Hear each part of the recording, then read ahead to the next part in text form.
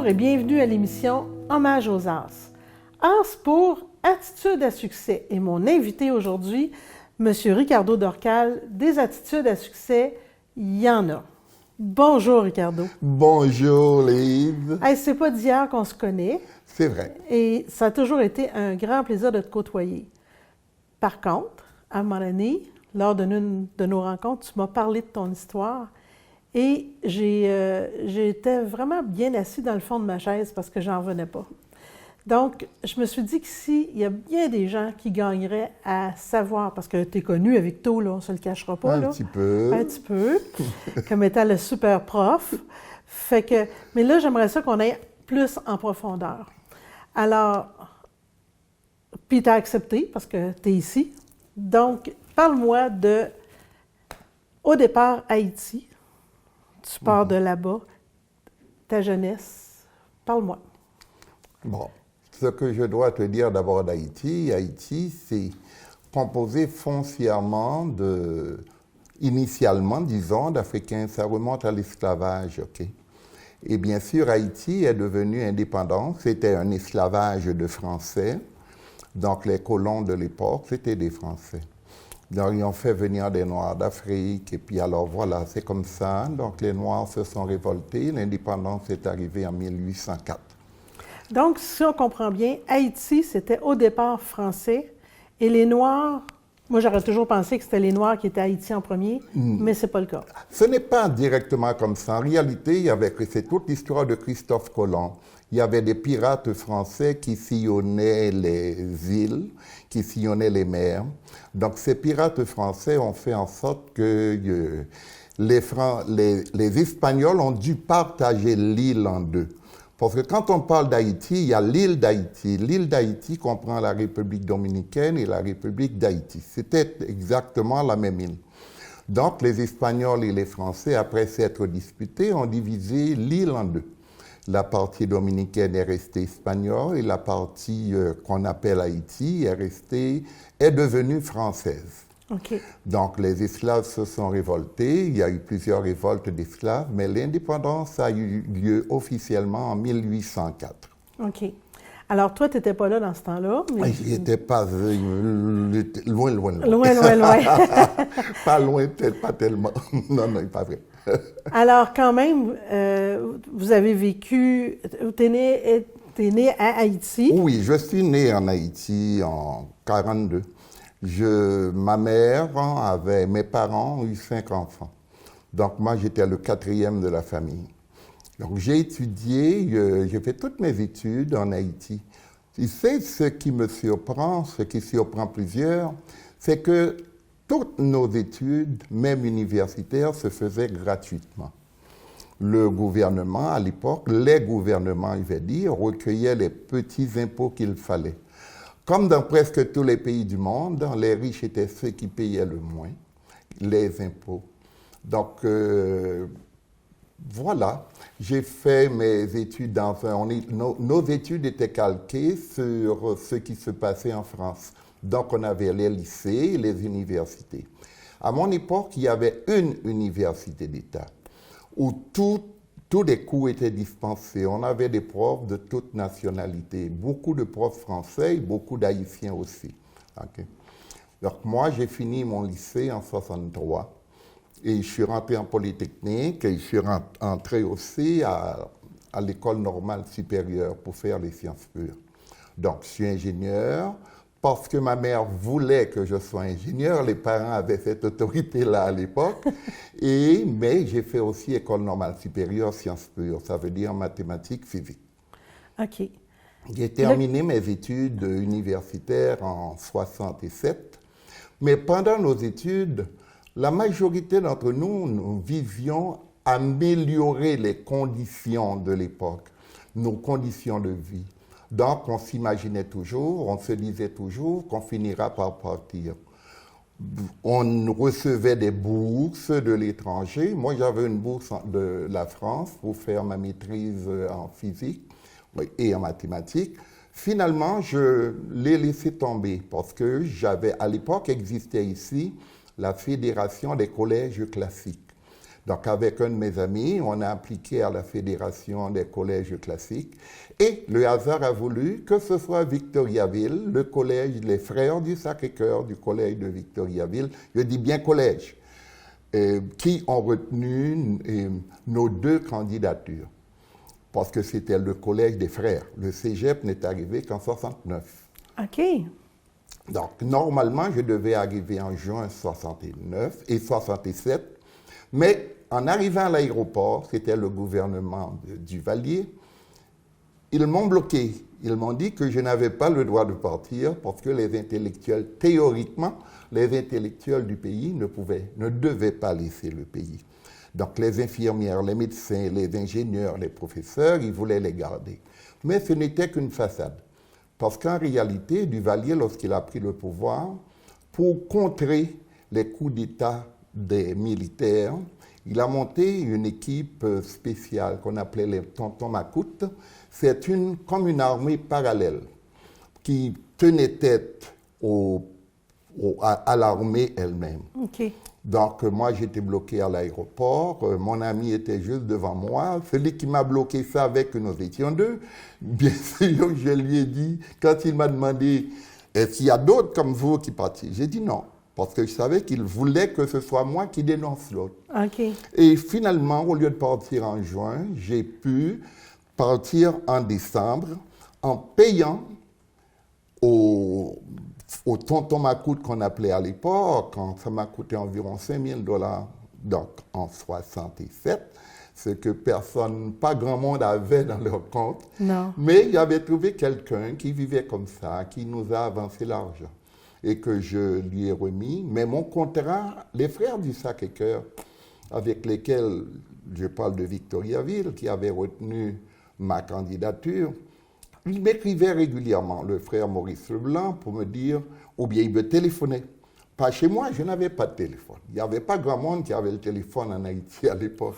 Mais ils avaient un collège en Haïti, un collège pour des jeunes, et j'allais là régulièrement téléphoner au frère Leblanc, et qui me disait, fais tout ce qui est possible pour rentrer, ta place, on va la maintenir.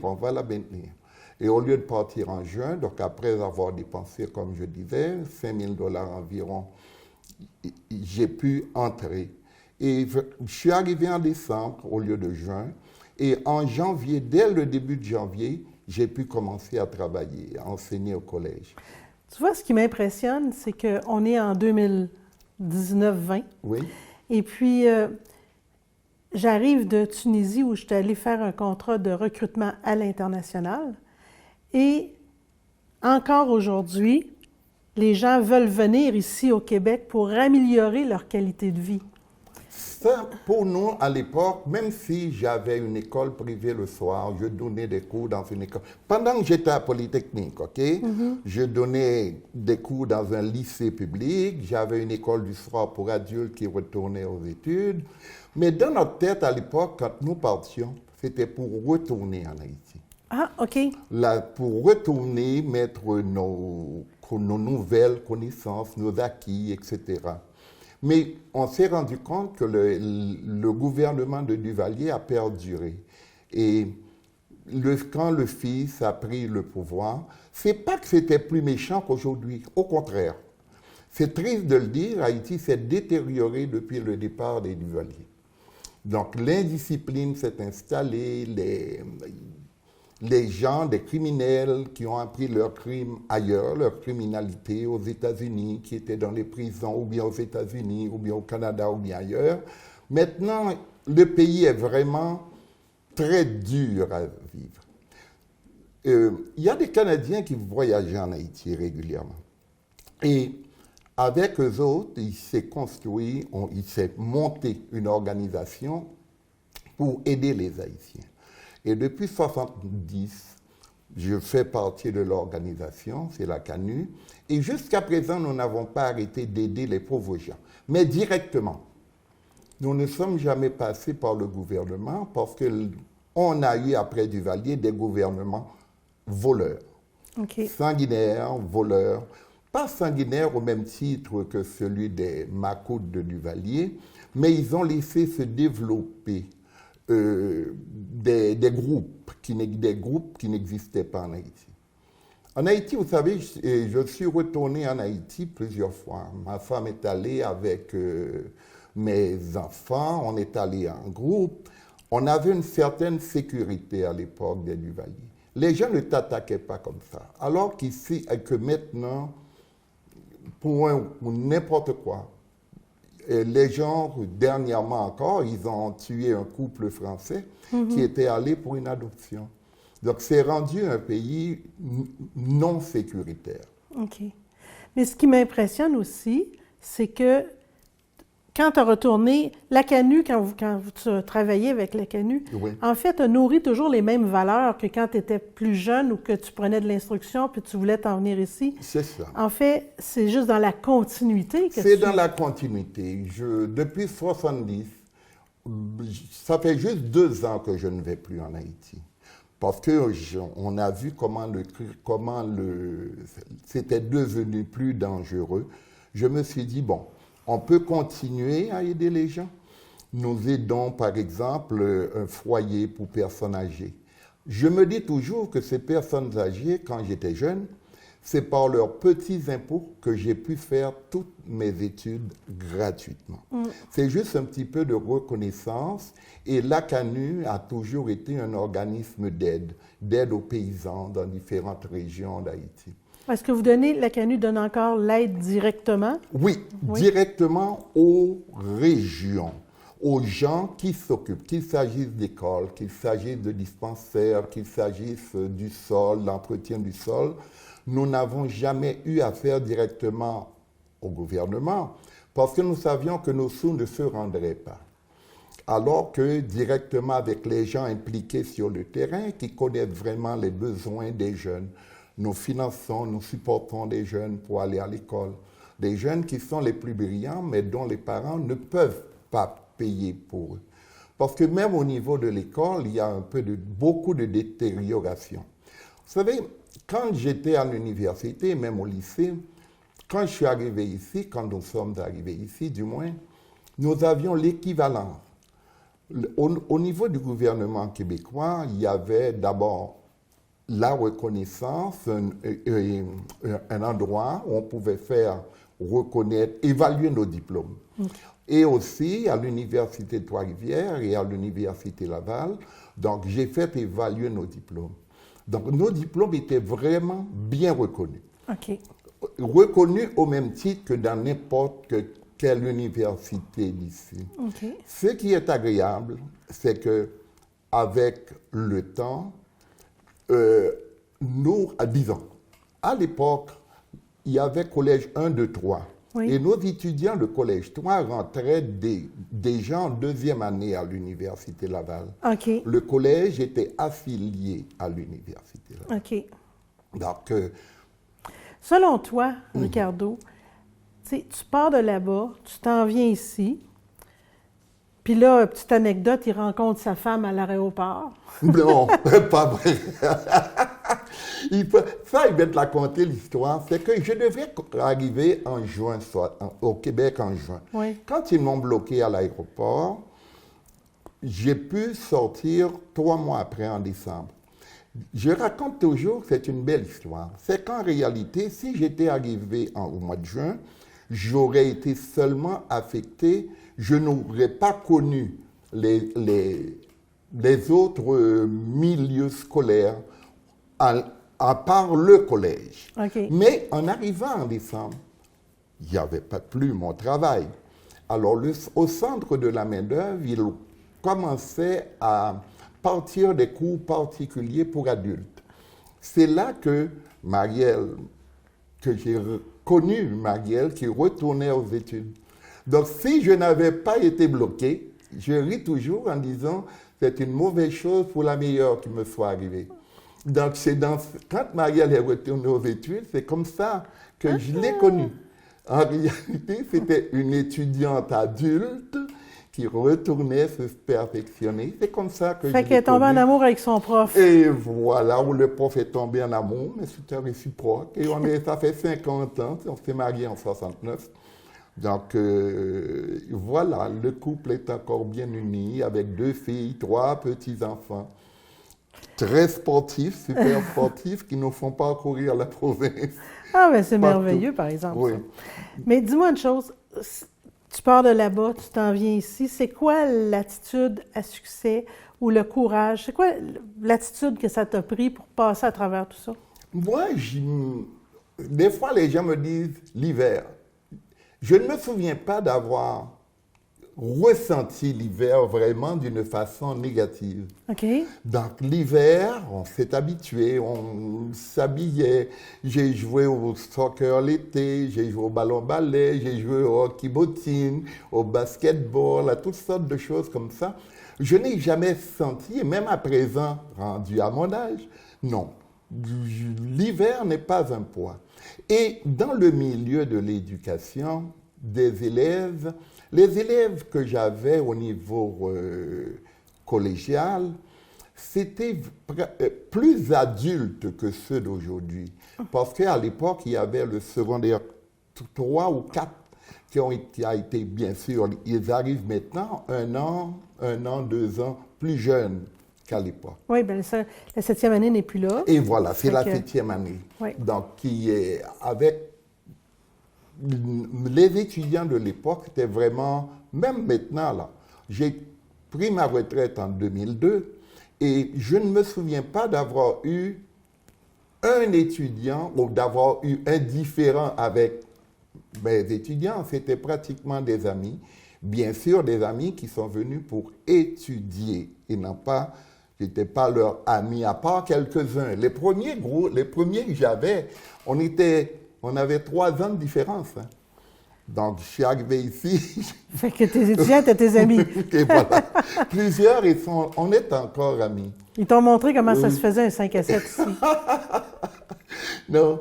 Ce que j'ai aimé, ce qui a été simple aussi, c'est la façon de s'intégrer. Je dirais à tout immigrant, là, oubliez les grandes villes. Parce que dans une petite ville comme Victoriaville, tout le monde pouvait se connaître. Quand j'avais un étudiant, finalement, je connaissais les parents, j'échangeais avec les parents. On est dans un milieu, je dirais vraiment à tout immigrant, d'essayer de ne pas se tenir en groupe, en ghetto, oui. éviter les ghettos. Et je regarde les quelques Haïtiens que je connais à Montréal, ils vivent presque tous en ghetto, ils vivent entre Haïtiens.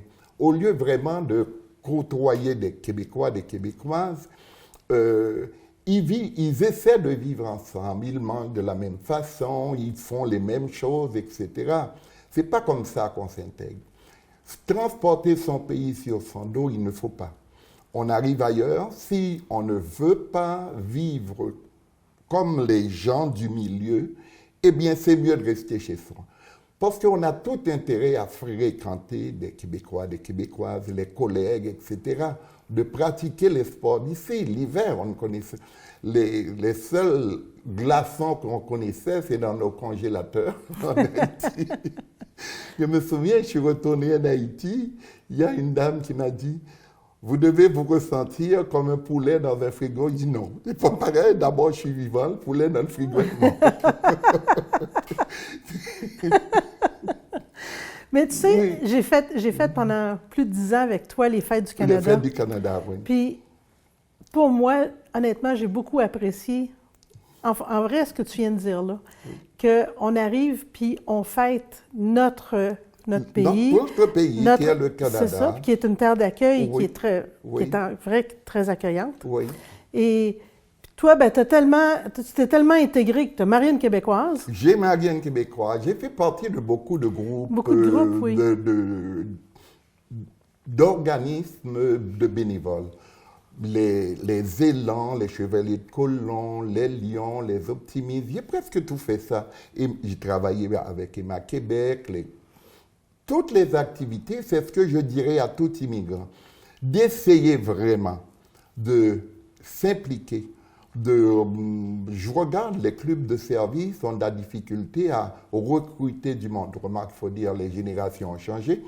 Donc, moi, j'embête mes filles, je leur dis, moi, à votre âge, je faisais un petit peu de tout. J'étais à droite, j'étais à gauche. Mais ils ont leurs enfants qui les... Qu'est-ce que ça t'a donné de t'intégrer comme ça? C'est quoi que ça t'a... Eh bien, je me suis toujours senti chez moi. OK. Donc, je n'ai jamais senti que, quel que soit l'endroit, je me suis toujours senti chez moi. Et les gens que je côtoie en général m'ont toujours, c'est l'impression qui me reste encore aujourd'hui, que ce soit avec toi, que ce soit avec d'autres, m'ont toujours perçu comme un des leurs, et non pas l'autre, et non pas l'étranger qui est arrivé. Je ne me suis jamais...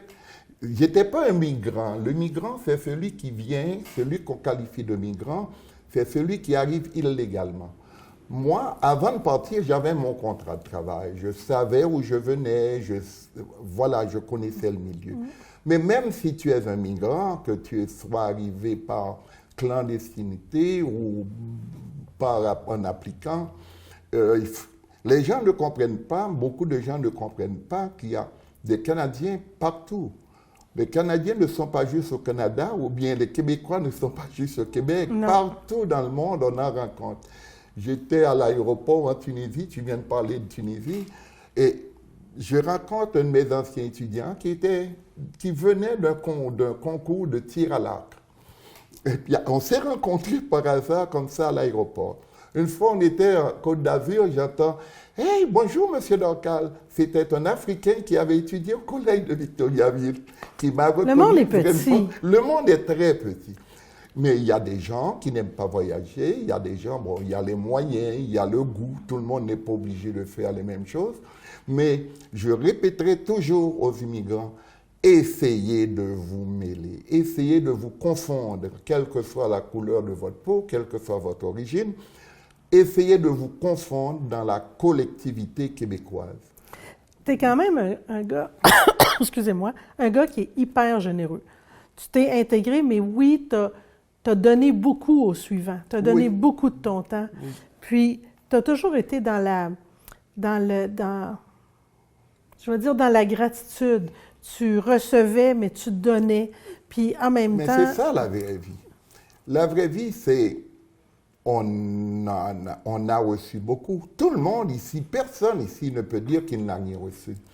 Qu'il soit québécois ou canadien de n'importe quelle autre province. On a reçu beaucoup et on reçoit beaucoup. J'entendais Donald Trump dire l'autre jour, le Canada est un pays riche. C'est vrai que le Canada est un pays riche en toutes sortes de choses. C'est pas en amertume. C'est rare qu'on entend vraiment des grosses querelles intestines ou bien des grosses querelles avec le voisin. On n'entend pas ça. C'était vraiment quand l'ancien premier ministre Chrétien disait que le Canada est le plus meilleur pays au monde, c'est vrai. Quand on arrive n'importe où, c'est ça qu'on sent. On est toujours bien accueilli. On est toujours bien accueilli. Qu'on dise qu'on est Canadien quand on arrive n'importe où. On a voyagé beaucoup. Mais quand tu dis que tu es Canadien, tu vois que les gens savent déjà que tu es quelqu'un de bien. Ah, j'aime ça entendre ça. Oui, c'est vrai. Ricardo, je t'ai acheté une petite récompense qui est une plante. Mais en fait, c'est pas grand-chose, mais c'est juste pour te dire merci. Ah, ça me qui est une plaisir. plante tropicale, mais qui est très résiliente. OK, parfait. Ma femme va adorer ça. Elle adore les plantes. Et puis, je t'ai écrit un petit mot. Parfait, ma chère. Une personne résiliente comprend qu'elle est l'architecte de sa propre joie et de son propre destin. Bravo. Merci de nous inspirer. Merci aussi à tous les Québécois, à tous les Canadiens, de l'accueil, de leur façon d'être, de leur façon de vivre. On dirait que la bonne humeur est partout, que tout le monde est de bonne humeur tout le temps. Mais ça, quand on te côtoie, on n'a pas le choix. Tu as un rire tellement communicateur. Hey, les gens à la maison, je vous invite à nous accompagner lors de la prochaine rencontre, la prochaine émission Hommage aux As. Puis si jamais vous voyez Ricardo, gênez-vous pas pour aller lui dire « Bonjour Ricardo » et vous allez voir, vous allez être reçu avec beaucoup de chaleur. Ça fait plaisir, Lise. Et puis alors, que ce soit à l'épicerie ou ailleurs, je préfère donner mon sourire que de montrer une face de bœuf. Comme Jason, il dirait une face de plâtre. Une face de plâtre, effectivement. Jason avait raison. Alors, Merci. à la prochaine.